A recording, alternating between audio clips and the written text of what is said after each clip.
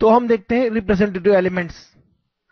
S block elements जैसा कि मैंने मेंशन किया था पीरियोडिक टेबल में, और पी ब्लॉक एलिमेंट्स दोनों को कंबाइंडली अगर हम देखें तो इन्हें रिप्रेजेंटेटिव एलिमेंट्स कहा जाता है। तो हम स्टार्ट करते हैं हाइड्रोजन से। हाइड्रोजन में एक इलेक्ट्रॉन होता है, आप देख सकते हैं एक इलेक्ट्रॉन होता है, और न्यूक्लियस मैंने बहुत छोटा बनाया। ऑब्वियसली न्यूक्लियस जितना मैंने छोटा बनाया उससे भी ज्यादा छोटा होता है, और उस पर पॉजिटिव चार्ज होता है। तो मैं थोड़ा सा पॉजिटिव साइन मेंशन कर देता हूं यहां पर। और हाइड्रोजन के कंपैरिजन में अगर आप हीलियम को देखें तो क्या होगा, चार्ज यहां पर बढ़ जाएगा, और इस चार्ज बढ़ने का क्या इफेक्ट होगा, यहां पर एक इलेक्ट्रॉन भी आ जाएगा। तो देखते हैं क्या होगा, साइज छोटा हो जाएगा। एक इलेक्ट्रॉन पहले से था, एक इलेक्ट्रॉन और आ गया। हाइड्रोजन का स्ट्रक्चर देखिए, इलेक्ट्रॉनिक कॉन्फ़िगरेशन देखिए, 1s1। हीलियम के लिए देखिए 1s2। 1 प्रिंसिपल क्वांटम नंबर है। और अब लिथियम को देखेंगे हम, लिथियम को देखेंगे 1s2 और 2s1। आप हीलियम को देखिए, हीलियम के लिए प्रिंसिपल क्वांटम नंबर 1 में सारे ऑर्बिटल्स फिल है। तो हीलियम जो है वो इनर्ट है, नोबल गैसेस में आता है हीलियम, और हीलियम हमेशा एटॉमिक फॉर्म में होता है। जबकि हाइड्रोजन हम देखते हैं H2 मिलता है, हाइड्रोजन आपको H2 मिलता है, लेकिन हीलियम हमेशा He मिलता है, एटॉमिक फॉर्म में होता है, वह किसी से रिएक्शन नहीं करता। In fact helium is the least reactive element of the universe, क्योंकि केमिकल रिएक्शन जो होता है बेसिकली इलेक्ट्रॉन्स की इंटरेक्शन होती है, ऑर्बिटल की इंटरेक्शन होती है, जो कि हम बॉन्डिंग वाले चैप्टर में पढ़ेंगे कि किस तरह के बॉन्ड्स होते हैं, ionic bond, covalent bond etcetera. तो हीलियम जो होता है वह न तो इलेक्ट्रॉन दे सकता है न ले सकता है, क्योंकि लेने के लिए उसके पास कोई जगह नहीं है। और अगर हम लिथियम का स्ट्रक्चर देखें तो क्या होगा, हमें एक ऑर्बिटल और बनाना होगा। हम जो ऑर्बिटल्स बना रहे हैं वो केवल एक स्कीमेटिक डायग्राम है जो यह बताएगा कि क्या होता है, साइज का डिफरेंस क्या होता है जैसे जैसे न्यूक्लियस पर चार्ज बढ़ता जाता है, और इलेक्ट्रॉनिक स्ट्रक्चर जो हम देखते हैं, इलेक्ट्रॉनिक कॉन्फ़िगरेशन देखते हैं, वह किस तरह से होता है।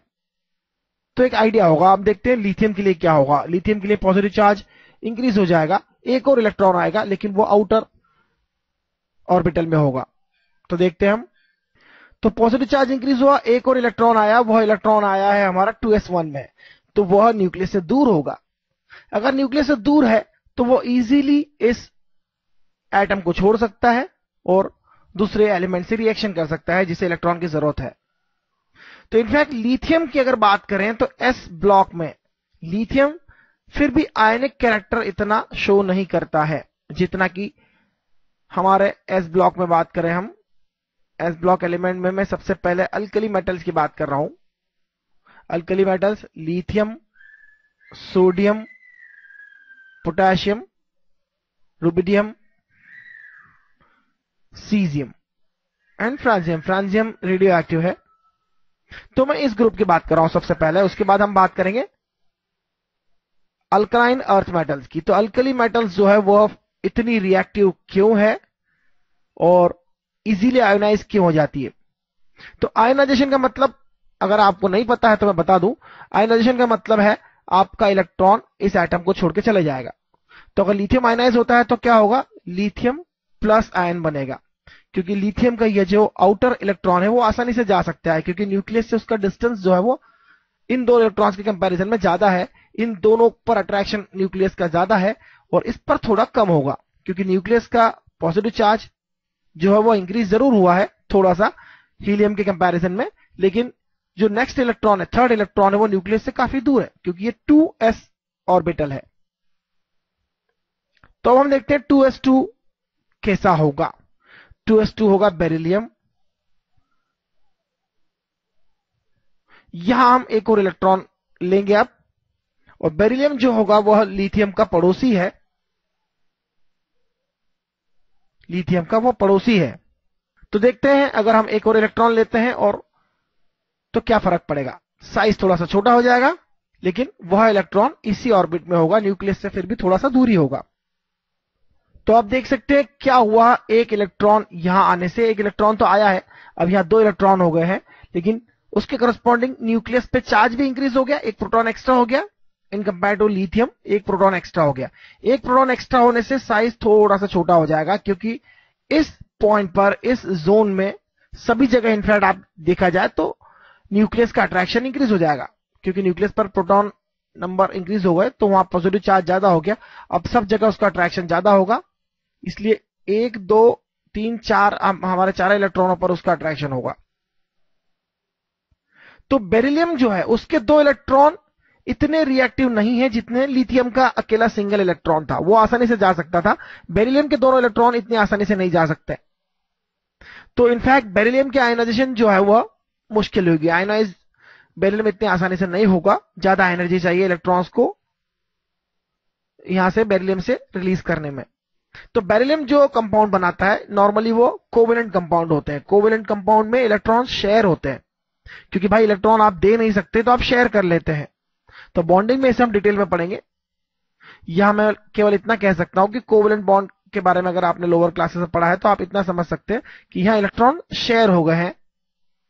तो जो भी होगा बेरिलियम के कंपाउंड वह आयनिक कैरेक्टर उनमें कम होगा, कोवेलेंट कैरेक्टर ज्यादा होगा। तो आगे हम देखते हैं बोरॉन। हम देखते हैं बोरॉन, कार्बन, नाइट्रोजन, ऑक्सीजन और fluorine, up to boron, carbon, nitrogen, oxygen, fluorine. यहां पर पॉजिटिव चार्ज इंक्रीज होता जाएगा और यहां पर इलेक्ट्रॉन्स इंक्रीज होते जाएंगे। तो इसका क्या इफेक्ट होगा आप खुद देख सकते हैं, जैसे जैसे यहां पर हम देखेंगे। This is the structure of fluorine. Fluorine का नंबर क्या होता है आप देख सकते हैं, फ्लोरीन का नंबर होता है 9। तो मैंने फ्लोरीन का स्ट्रक्चर बनाया है, यहां पर एक इलेक्ट्रॉन कम है, लेकिन मैंने इलेक्ट्रॉन यहां ऐड किए हैं, साथ में प्रोटॉन भी ऐड होंगे न्यूक्लियस पे, तो इसका साइज छोटा हो जाएगा। तो आप देख सकते हैं फ्लोरीन जो है बहुत ही छोटा है, बहुत छोटा है। इनफैक्ट फ्लोरीन की जब प्रॉपर्टीज पढ़ेंगे हम, तो हम देखेंगे कि उसकी इलेक्ट्रोनेगेटिविटी सबसे ज्यादा होती है, क्योंकि साइज सबसे छोटा है, तो बाहर से इलेक्ट्रॉन्स को आसानी से अट्रैक्ट कर सकता है। न्यूक्लियस जो है वह काफी ज्यादा फोर्स एक्सर्ट करता है, बहुत छोटा ऑर्बिट है, यहां पर किसी भी इलेक्ट्रॉन की अगर आप एंट्री करते हैं तो उसे आसानी से न्यूक्लियस से अट्रैक्शन मिलेगा, काफी अट्रैक्शन मिलेगा। लेकिन एक और बात है जिसे हम फ्लोरीन की टेबल में देखेंगे, जब फ्लोरीन के बारे में समझेंगे तब। तो मैं यहां ज्यादा बातें एक साथ नहीं करना चाहता, नहीं तो और गड़बड़ होगी। तो इसके पहले जो ऑक्सीजन था, ऑक्सीजन में यहां 2 इलेक्ट्रॉनों की कमी थी, उसका साइज थोड़ा सा बड़ा था, लेकिन oxygen is the best, one of the good, second best आप कह सकते हैं इलेक्ट्रोनेगेटिव। तो इलेक्ट्रोनेगेटिविटी क्या होती है, इलेक्ट्रॉन को अट्रैक्ट करने की जो प्रॉपर्टी है इलेक्ट्रोनेगेटिविटी उसे कहते हैं। और इलेक्ट्रोपॉजिटिविटी, इलेक्ट्रॉन आसानी से अगर आप डोनेट करके आयनिक बॉन्ड बनाते हैं तो वहां इलेक्ट्रोपॉजिटिविटी होती है। तो इसकी डेफिनेशन हम देखेंगे, लेकिन अभी हम थोड़ी थोड़ी और बातें सीखना चाहते हैं। तो इसके बाद में फ्लोरीन के बाद में जो आता है नियॉन। नियॉन में यहां पर साइज थोड़ा सा छोटा जरूर होगा, लेकिन ऑक्टेट पूरा हो जाएगा, पूरे 8 इलेक्ट्रॉन हो जाएंगे यहां पर, नियॉन पैक हो जाएगा। तो नियॉन का स्ट्रक्चर देखिए, 1s2 2s2 2p6, नियॉन का स्ट्रक्चर हो गया, पैक हो गया नियॉन। और नियॉन नोबल गैस है। अब नियॉन के जैसे ही बाद में हम सोडियम पर पहुंचेंगे। नियॉन का नंबर हो गया 10, सोडियम का नंबर होगा 11। नियॉन का नंबर हो गया 10, एटॉमिक नंबर हो गया 10। लिथियम का 3 था, बेरिलियम का 4 एटॉमिक नंबर था, तो सोडियम का एटॉमिक नंबर हो गया 11। सोडियम का स्ट्रक्चर आप देखिए क्या होता है। सोडियम का स्ट्रक्चर होता है 1s2 2s2 2p6 and 3s1। 3s1 यहां है, जबकि लिथियम में जो था 2s1 था, बाकी सब कुछ सेम था इनर।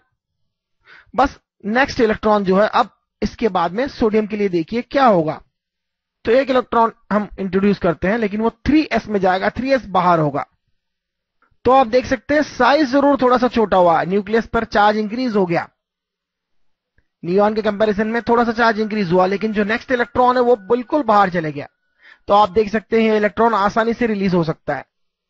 मैंने एक और बात बताई थी एटॉमिक स्ट्रक्चर में, बोहर्स मॉडल में फर्स्ट ऑर्बिट की डिस्टेंस अगर 1 है तो उससे सेकंड की 4 टाइम्स होती है। हाइड्रोजन की बात कर रहे हैं, सोडियम में वो एग्जैक्टली एप्लीकेबल तो नहीं होगा, लेकिन फिर भी एक अप्रोक्सीमेशन ले सकते हैं, काफी दूर हो जाएगा वो। और थर्ड उससे भी ज्यादा होगा, एटलीस्ट डबल तो होगा ही जहां तक हम देख सकते हैं।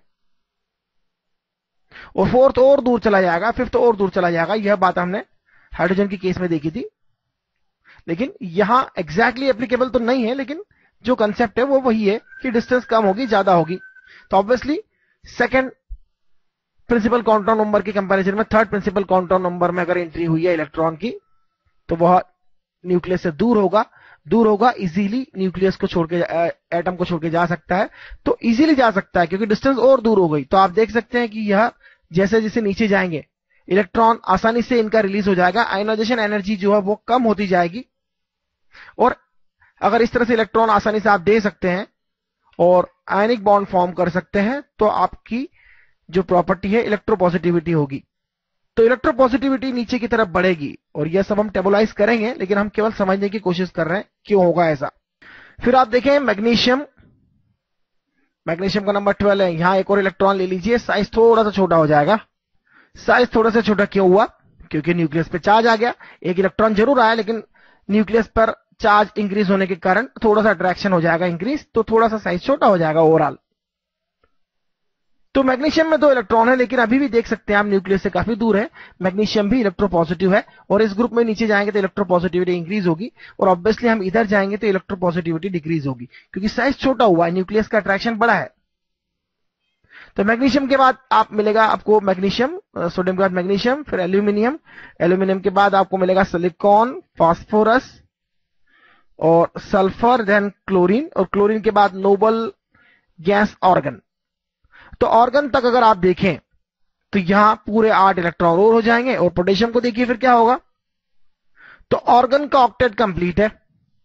ऑर्गन से इलेक्ट्रॉन न तो निकाले जा सकते हैं आसानी से, न ही ऑर्गन के पास कोई अकोमोडेशन के लिए जगह है। आप देख सकते हैं फिलअप हो जाता है। तो थर्ड शेल फिल हो जाएगा ऑर्गन की केस में। अब पोटेशियम का नंबर होता है 19, तो इसमें जो इलेक्ट्रॉन होगा 4s1 में जाएगा। पोटेशियम को देखिए, पोटेशियम का स्ट्रक्चर देखिए, 1s2, 2s2, 2p6, 3s2, 3p6. This is all about 18, and 19th number electron will be 4s1 electron. तो साइज छोटा जरूर होगा, ऑब्वियसली छोटा होगा थोड़ा सा। यहां पर ऑर्गन तक जाने में साइज छोटा और करना है अभी। तो ऑर्गन तक जाने में साइज छोटा हुआ है, और ऑर्गन के पहले जो थे क्लोरीन इलेक्ट्रोनेगेटिव है, लेकिन फ्लोरीन इतना नहीं है, क्योंकि फ्लोरीन का साइज तो बहुत छोटा था। क्लोरीन का साइज उससे बड़ा जरूर है, क्योंकि जैसे जैसे हम पीरियोडिक टेबल में नीचे जाएंगे साइज तो इंक्रीज होना है, लेकिन लेफ्ट टू राइट जाते हैं तो साइज छोटा होता है। क्यों होता है आप अच्छे से देख सकते हैं। तो पोटेशियम का बनाते हैं हम पहले। तो पोटेशियम की केस में आप देख सकते हैं न्यूक्लियस का अट्रैक्शन तो जरूर बड़ा है, लेकिन यह जो इलेक्ट्रॉन है 4s1 इलेक्ट्रॉन अकेला है, बड़ी आसानी से छोड़ के जा सकता है। तो ओवरऑल साइज बड़ा हो गया एटम का। आप देखें पहले इतना था, अब इतना हो गया, क्योंकि 4s1 हो गया, फिर 5s1 दोनों बड़ा होगा, एंड सो ऑन। तो पोटेशियम के बाद होता है calcium 20, the most important element of life.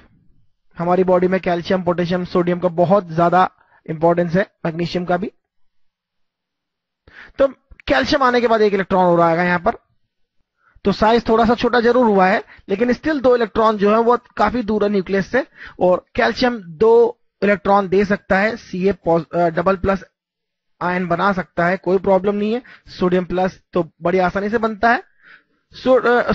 Potassium जो है बड़ी आसानी से आयनाइज हो जाता है। तो आयनाइजेशन एनर्जी नीचे जो है वो घट रही है, इजीली आयनाइज हो रहे हैं। दैट मीन्स आयनाइजेशन एनर्जी जो है वो आयनाइजेशन एनर्जी कम होती जा रही है। साथ ही साथ साइज जरूर बढ़ रहा है और इलेक्ट्रोपॉजिटिविटी बढ़ रही है, क्योंकि इजीली इलेक्ट्रॉन दिए जा सकते हैं। जितना साइज बड़ा होगा इलेक्ट्रॉन्स न्यूक्लियस से उतने दूर जाएंगे और इजीली दिए जा सकते हैं, easily can be given to form a ionic bond. तो एसेंशियली सोडियम, मैग्नीशियम, कैल्शियम और पोटेशियम यह सब इलेक्ट्रोपॉजिटिव है। लेकिन आप अगर फर्स्ट ग्रुप को देखें, अल्कली मेटल और अल्कलाइन अर्थ मेटल को देखें, तो अल्कलाइन अर्थ मेटल जो है वो थोड़ी कम इलेक्ट्रोपॉजिटिव है, क्योंकि आपने देखा अभी साइज थोड़ा सा छोटा हो गया और 2 इलेक्ट्रॉन है। 1 इलेक्ट्रॉन तो आसानी से चला जाता है, लेकिन 2 इलेक्ट्रॉन देने का दुख तो कोई कैसे बता सकता है।